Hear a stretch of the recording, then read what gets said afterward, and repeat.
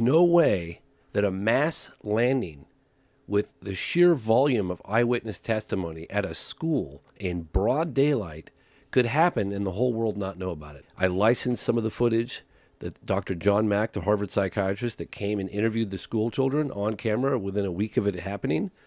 He unfortunately looked the wrong way in London, got run down by a car and died. So I contacted the Institute with the help of Randall Nickerson. I licensed the archival footage. We tracked down the witnesses today. We flew them in from all different corners of the world, brought them together. A lot of them were standing right next to each other. They came face to face, and one of the things I realized was that there were roughly 100 kids in the playground, broad daylight, aerial school, Rua, Zimbabwe, 1994, and they got within arms, some of them within arm's length of these beings. And a lot of them hadn't even told their significant others, just because they said they were tired of having to defend it. Don't take it from me. Just suspend judgment for a moment and imagine, hypothetically, if a UFO or several UFOs landed at a school in broad daylight in Rua, Zimbabwe, Africa, and interacted telepathically with nearly 100 school children. Not all of them had telepathic, but seeing the incident.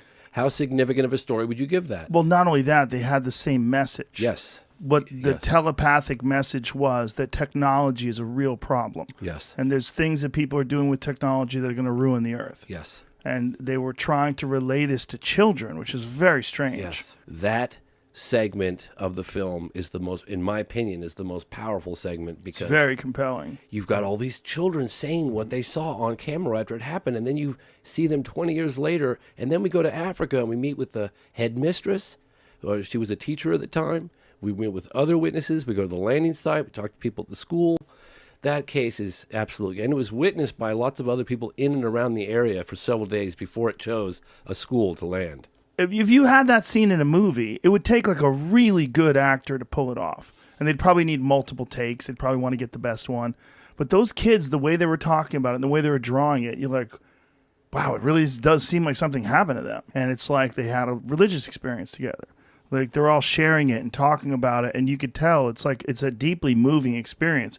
If they were to they wouldn't have been able to do such a good job, because to convey the reality of that moment to them, to be able to have this interpretation of this event where they're all consistent in the story and they're all clearly still shook by this moment.